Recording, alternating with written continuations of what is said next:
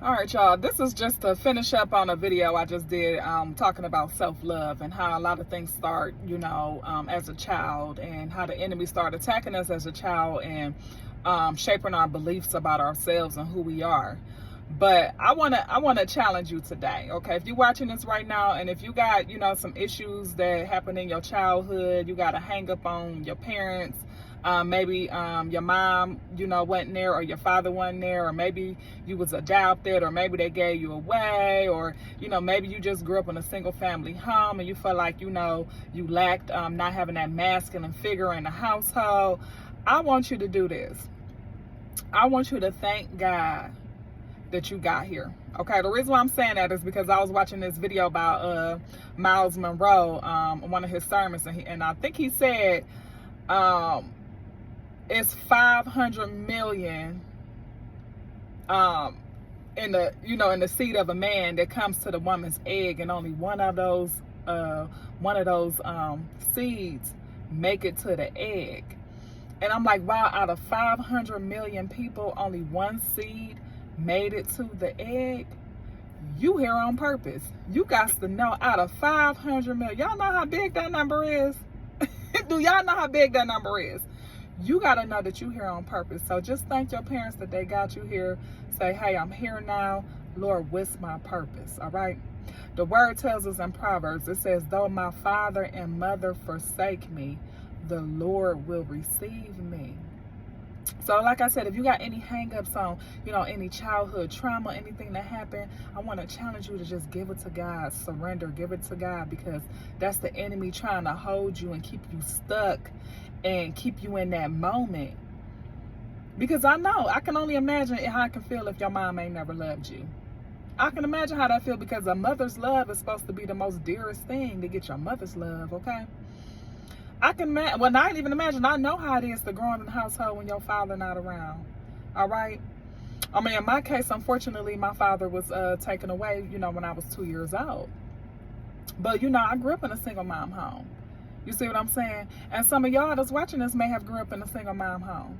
And by doing that, sometimes we can even start to, since the father wasn't in the house, we might start to shift the blame on the mother and say to ourselves, oh, she didn't do this, she didn't do that. Whereas she only one person. She only one person. If you grew up in a single family home, you know that kind of freedom that you had a lot of times, because your mom was probably at work or she was exhausted when she came home. So she couldn't keep an eye on you all the time. But when there's two parents in the house, they can keep an eye on you. They got more of a chance, you know what I'm saying, of keeping an eye on you. You see what I'm saying? But when there's only one parent in the house and they got more than one child, it's hard for them to really keep up with all that their children are doing. And, people don't like to be realistic about that.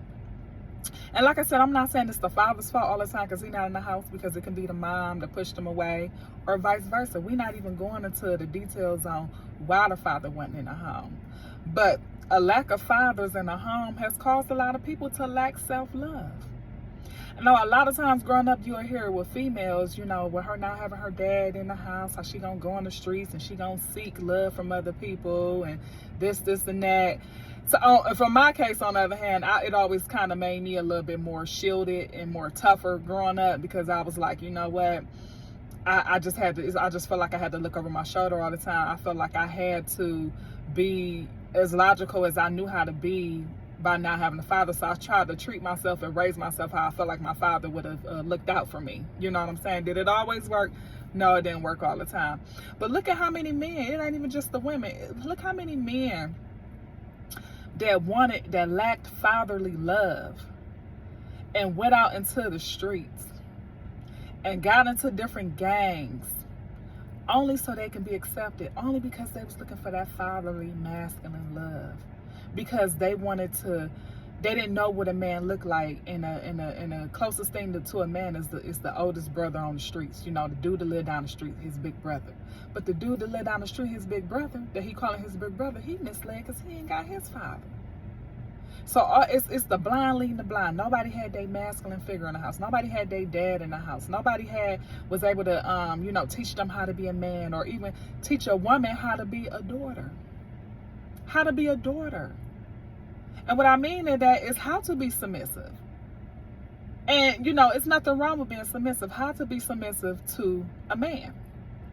When you don't have that in the household, all of that contributes to this lack of love and some of the decisions that people make. But the reason why I'm talking about this, y'all, is for us to identify it. We gotta identify the triggers. We gotta look underneath the surface, and once we look underneath the surface, we gotta take it for what it is, forgive, and give it to God. Because you gotta understand, this is what you must know: for every disadvantage is an advantage. It's always working for your good. You gotta have that mindset. For every disadvantage, there is an advantage. So although you didn't have your father in the house, although your mother didn't love you enough, although you might have been adopted, you gotta take those lemons and turn it into lemonade. Okay? You gotta figure out a way to not make excuses. You gotta figure out the way to make this work for the best for you. You got to figure out a way to be the best parent to your children that you feel like your parents wasn't to you. You see what I'm saying? It can't be that cycle of hurt passing down hurt. And how I believe a lot of people is going to get the proper healing is to submit and get themselves to God. Like I said, though my father and mother forsake me, the Lord will receive me.